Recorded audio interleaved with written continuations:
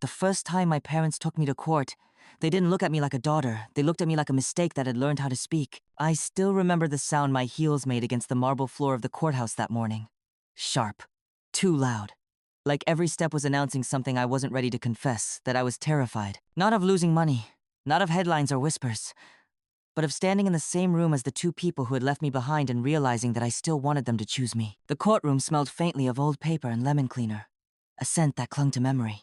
My lawyer, Miss Caldwell, leaned over and whispered something steadying, but her words slid past me. All I could hear was the low murmur of voices behind us, the click of cameras being adjusted, the hum of anticipation that always followed my parents like perfume. Robert Sterling, Vanessa Sterling, America's Golden Couple award shows, red carpets, charitable galas with their names engraved on glass plaques. And there I was, Avery Sterling, the daughter they hadn't mentioned in interviews for over 20 years. They were contesting my grandfather's will.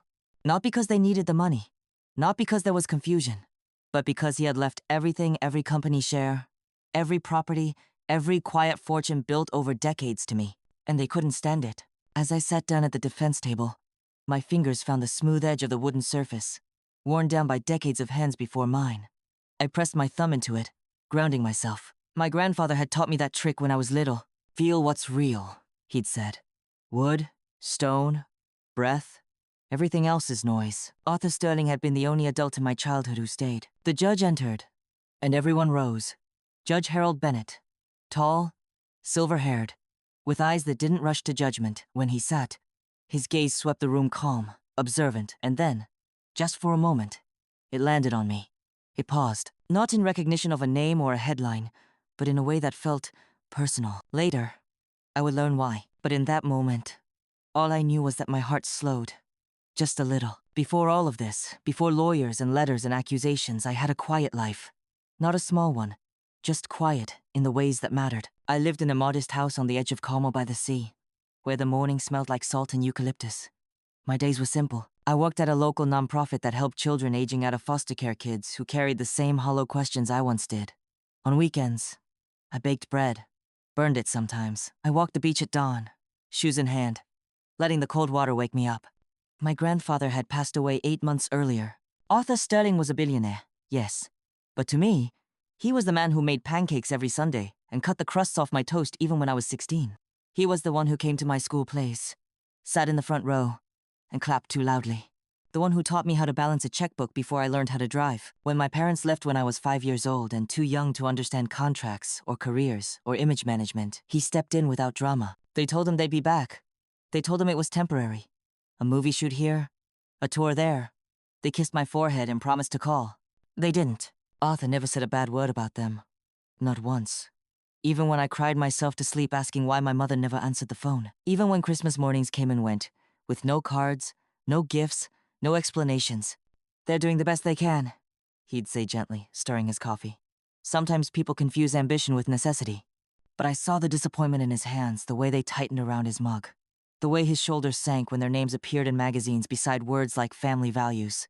As I grew older, I understood the truth without anyone having to say it. They chose themselves. When Arthur died, I expected something. A phone call. A message. Silence broken by obligation, at least. But the only contact I received was from a law firm, informing me of the will reading. I sat alone in that oak-paneled office as the attorney read Arthur's final wishes. Every word felt deliberate, clear, thoughtful, everything to me. And a letter. His handwriting had grown shaky in the last years, but his words were steady. Avery, if you are reading this, I am gone, and you are still here. That is as it should be. I leave you everything, not because you need it, but because you understand it. Wealth is responsibility before it is privilege. I trust you. I always have. I cried then, quietly. The kind of crying that feels like kneeling. 2 weeks later, the lawsuit arrived. He nodded slowly. And did they? I didn't answer. I didn't need to. When the lawyers for my parents claimed I had unduly influenced him, they painted a picture of isolation. A lonely old man manipulated by a devoted granddaughter with something to gain. They ignored the nurses, the staff, the friends who came by every week.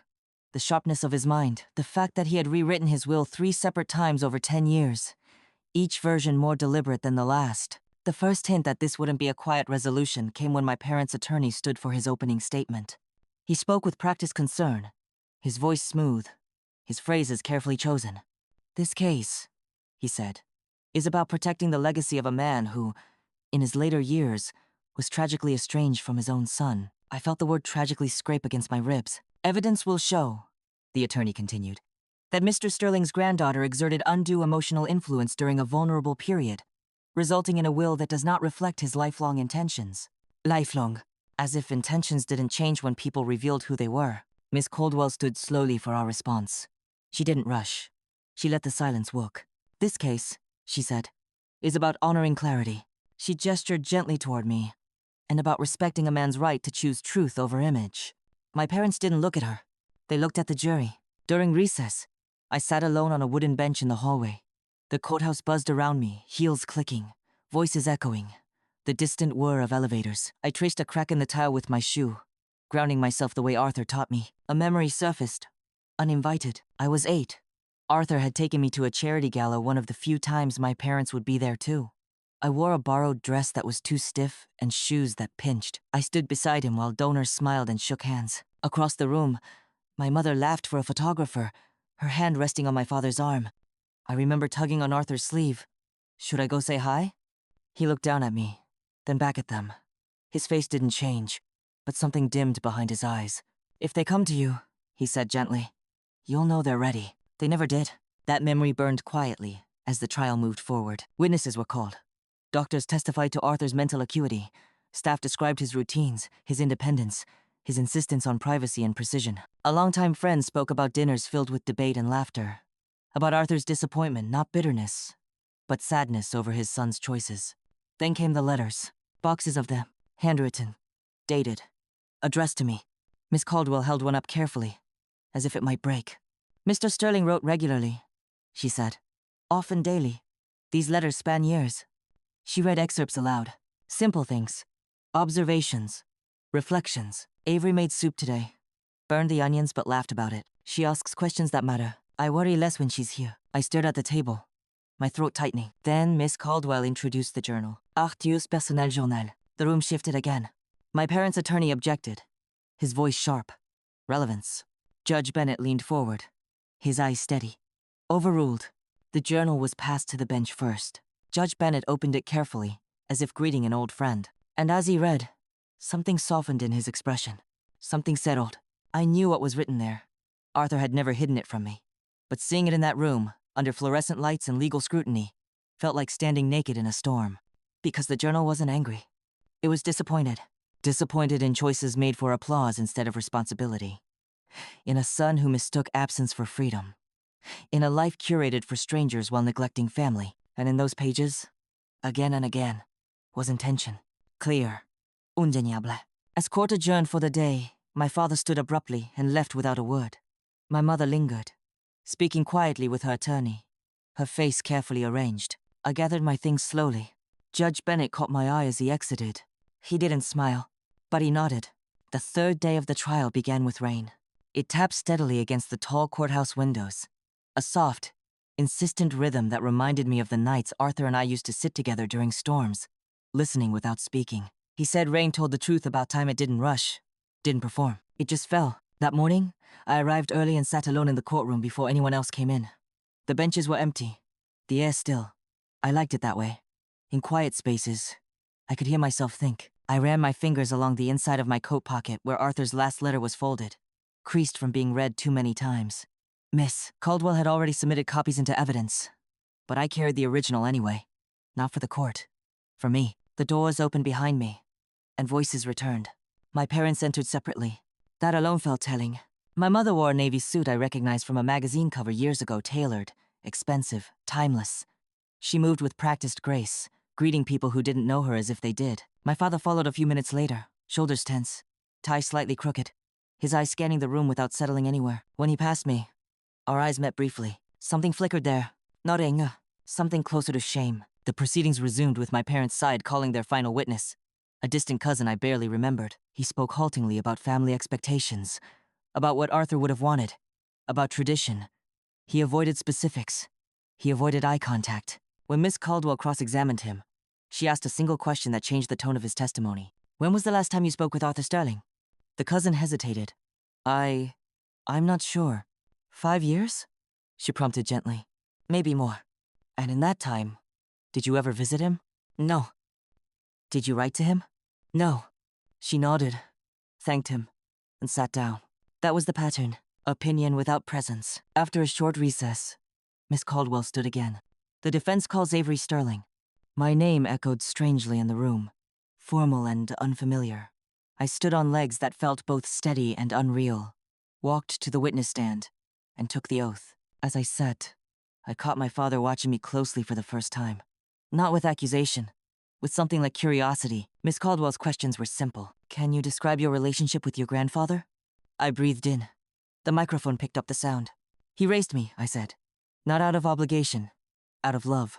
I spoke about routines, meals, conversations, about how Arthur valued honesty over harmony, clarity over comfort, about how he never asked me to agree with him, only to think. And did Mr. Sterling ever express his intentions regarding his estate?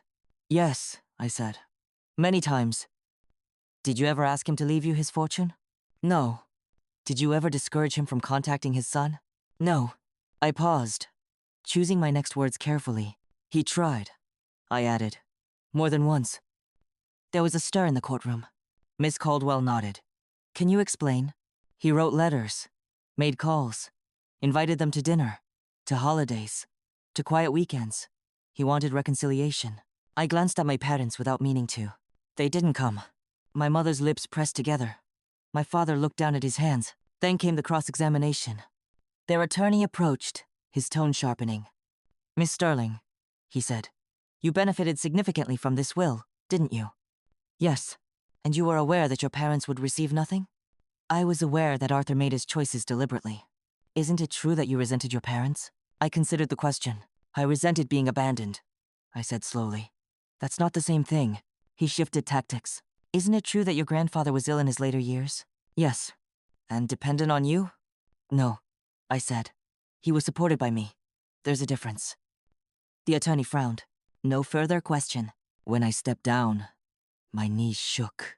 I returned to my seat, my heart pounding not from fear, but from the release of something long held. That afternoon, the journal took center stage. Miss Caldwell read passages aloud, her voice steady. I love my son, but love does not erase accountability. Legacy is not blood alone. It is behavior, demonstrated over time. The courtroom was silent. Judge Bennett requested the journal again. He read quietly for several minutes, the room waiting with him. When he finally looked up, his gaze went to my father. Mr. Sterling, he said, did you ever read this journal? My father stiffened. No. Did you know it existed? No. Judge Bennett nodded once. That is all. Closing arguments were brief. My parents' attorneys spoke of entitlement, of tradition, of inheritance as birthright. Miss Caldwell spoke of choice. Arthur Sterling was not confused, she said. He was clear, and clarity deserves respect. The judge recessed to deliberate. I sat with my hands folded in my lap, staring at the grain of the wood ahead of me. I thought of Arthur's laugh, of the way he hummed when he read, of how he'd squeeze my shoulder instead of saying goodbye. After what felt like hours, but was less than 40 minutes, the bailiff called us back. Everyone rose. Judge Bennett took his seat and adjusted his glasses. In matters of contested wills, he began, this court looks for evidence of coercion, confusion, or manipulation. He paused. I find none. My breath caught. The evidence presented letters, testimony, medical records, and most notably, Mr. Sterling's own words demonstrate a man of sound mind and firm intention. He looked directly at my parents. This lawsuit is dismissed. The gavel fell. Just like that, a sound both small and final. Relief washed over me, warm and disorienting. Miss Caldwell squeezed my hand. Cameras flashed. Voices rose. Across the aisle, my mother's face remained composed, but something behind her eyes fractured. My father stayed seated. As the courtroom emptied, Judge Bennett approached me briefly. Your grandfather was proud of you, he said quietly. I could see it in his writing. I nodded, unable to speak. Outside, the rain had stopped. The air smelled clean, like something new. But as I walked down the courthouse steps, victory felt heavier than I expected. Because justice, I was learning, doesn't always come with joy. The weeks after the trial felt like walking through a fog. The courtroom drama was over, but the quiet aftermath stretched on longer and colder than I expected. The spotlight that had found me didn't quite fade. It just shifted. People whispered, articles dissected, and my parents disappeared from public view, as if retreating to lick their wounds. I went back to my life, sort of. The nonprofit needed me. The kids depended on me. But everything felt tinged with an echo of that courtroom. The smell of old paper and lemon cleaners seemed to linger in my mind like a ghost. Every morning, I brewed coffee the same way Arthur taught me, trying to hold on to normal. But the silence at home was louder now. The house felt too big without him. His chair at the kitchen table, empty. The soft ticking of the clock on the wall, marking time I wanted to slow. Then, one evening months later, the phone rang. I almost didn't answer it. I recognized the number but didn't recognize the voice when I picked up. Avery? The voice was rough, uneven, older, weaker. He was my father. I stared at the receiver, heart pounding. The image of that courtroom flashed behind my eyelids, his refusal to look at me, his silence. "Robert," I said cautiously. There was a pause. Then, his voice broke. I read it." "Read what?" I asked, though I had an idea. "The journal. Your grandfather's journal." I could hear the tremor in his breath, the weight of something breaking. "I never wanted to believe it," he said quietly. "Not the things he wrote about me. About us." I stayed silent. "I'm sorry, Avery. For everything. For leaving. For not being there. For how things ended." His apology wasn't polished. It wasn't rehearsed. It was raw and unexpected. "I don't know if you can forgive me," he said. "But I had to try. For him. For you." Tears welled up, blurring the room. I wiped them away quickly. "I forgive you," I whispered. "I've been waiting for you to say that." We talked for hours. About the past. About regrets. About what could have been.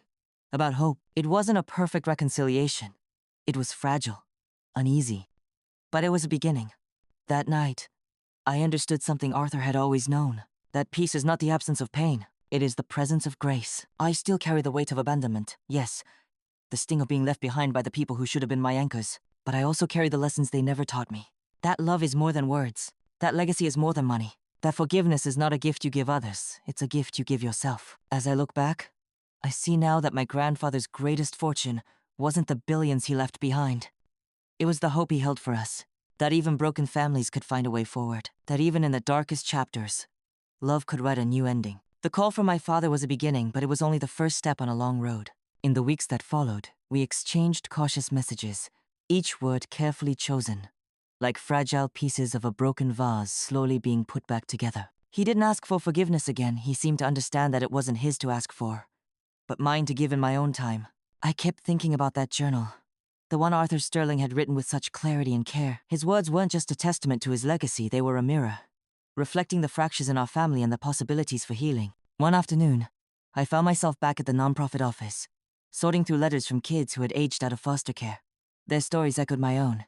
Absence, longing, hope. I realized then how much Arthur's lessons had shaped me, not just in business or inheritance, but in empathy, in resilience, in love. My mother never reached out. I don't know if she ever will. But with my father, something had shifted. Months after that phone call, he asked if we could meet, not in some grand gesture, but quietly, at a small cafe near my home. I agreed. Sitting across from him, I noticed the lines on his face that hadn't been there before, the vulnerability in his eyes, the weight he carried, not as a celebrity or a son, but as a man trying to make right what had been wrong. We talked about Arthur, about his dreams for us. Even when we didn't see eye to eye, we talked about what it meant to be family. Not the perfect, glossy version my parents had tried to sell the world, but the real one, messy, painful, sometimes beautiful. There's a photo I keep on my desk. It's from that first Christmas after the trial. Me, holding a small gift from a charity auction. My grandfather's old plaid scarf wrapped around my neck. My father standing beside me, hands in his pockets. Not quite smiling, but close. That moment didn't erase years of silence. It didn't fix everything, but it was a step towards something new. Arthur once told me, legacy isn't just what you leave behind, it's what you build while you're here. I'm still building, still learning, still forgiving. Because if there's one thing I've learned from this journey, it's this. Family isn't only blood or money. It's the choices we make every day. To be present, to be honest, to be kind. Life after the trial settled into an uneasy rhythm, less about courtrooms and more about quiet mornings and the slow rebuilding of trust. I went back to the nonprofit with a renewed sense of purpose. The kids I worked with had seen more pain than most adults could imagine, but their resilience inspired me every day. I realized my fight with my parents, my grandfather's legacy, it all came back to the same lesson. How to keep going when everything feels broken. My father and I continued to meet. Sometimes weekly, sometimes months apart, but always with honesty. The walls between us were still there, but they were no longer barricades, just fragile boundaries that might one day become bridges. One afternoon, we met at a local park. The air was crisp with the scent of pine and damp earth. We walked slowly, footsteps soft on the gravel path. He stopped near a bench and pulled out a worn photo album. "I thought you might want this," he said, handing it to me. Inside were pictures I hadn't seen before, family holidays, birthdays, candid shots of Arthur and me when I was small, smiling and carefree. Pages filled with moments my parents had tried to erase. I traced the edges of a photo, Arthur's hand resting on my cheek, his eyes full of warmth. "It's good to remember," my father said quietly. I nodded. In the months that followed, I began to understand that forgiveness isn't a single act. It's a process, a series of small choices to let go of anger and open space for healing. Not everyone understands that. Sometimes, people expect forgiveness to be immediate or perfect. But real forgiveness is messy. It's painful. It's patient. Arthur's words echoed in my mind again. Legacy is not blood alone. It is behavior, demonstrated over time. And so I watched my father not just with hope, but with guarded eyes.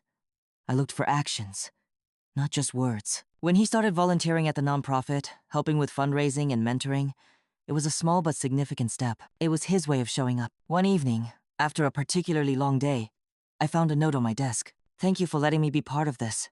I'm learning." No signature, but I knew. Arthur believed in second chances. So did I. I learned that families are complicated, not because of their secrets, but because of the courage it takes to face them. And sometimes, the greatest inheritance isn't money or property, it's the opportunity to choose love over resentment. That choice isn't always easy, but it's worth everything. Months turned into a year, and with time, the sharp edges of that painful chapter softened. The lawsuit was behind me, but the lessons it left shaped everything I became. I found peace in the small moments, morning light spilling through the kitchen window, the sound of ocean waves beyond my doorstep, the scent of fresh bread baking in the oven. These were the quiet gifts Arthur had cherished and passed on. My relationship with my father remained tentative but hopeful. He wasn't perfect, and I wasn't naive. We had miles to travel before reaching the kind of family I once dreamed of. But we were walking together now, step by careful step. One day, as we sat on the porch, he handed me a faded envelope. "It's from your grandfather," he said. I found it in his study after he passed. Inside was a letter, one I hadn't seen before. "Dear Avery, if you are reading this, it means life has brought us full circle in ways I hoped for, but could not force. Remember, love is never wasted. Even when it's tangled and complicated, it grows if we nurture it. I trust you to carry that truth forward, for yourself and for those who come after." I folded the letter carefully, tears pricking my eyes. It felt like Arthur was still here, whispering courage into my heart. In that moment, I understood that legacy was never about wealth or status. It was about the strength to forgive, the wisdom to rebuild, the grace to love despite brokenness. This story isn't about winners or losers. It's about choosing what kind of person you want to be, and how sometimes the hardest battles are fought not in courtrooms, but within our own hearts. Would you have found the strength to forgive? To keep walking forward when everything you trusted felt shattered? Tell me in the comments. If this story touched you, please subscribe and share it with someone who might need to hear it. Thank you for listening. Sometimes, life places us in rooms where the past feels like a weight too heavy to carry, and the future seems uncertain. My story, the one about inheritance, betrayal, and unexpected forgiveness, isn't unique. It's the story of families everywhere, tangled in love and disappointment, hope and pain. What I've learned is this: healing doesn't come from the loudest voices or the grandest gestures. It comes quietly, in moments of honesty, in the choice to see beyond hurt, and in the courage to forgive not because we forget, but because we refuse to be chained by bitterness. If there's one thing Arthur Sterling's life taught me, it's that legacy isn't something you inherit. It's something you build every day, in how you treat others, in how you face adversity, and in how you hold on to love when everything else seems to crumble. So, I want to ask you, where in your life is forgiveness waiting? What relationships are asking for a second chance? And most importantly, what kind of legacy will you leave behind? Thank you for walking this journey with me. If this story touched your heart, please subscribe and share it with someone who might need a reminder that love and healing are always possible, even when the road is long and the wounds are deep.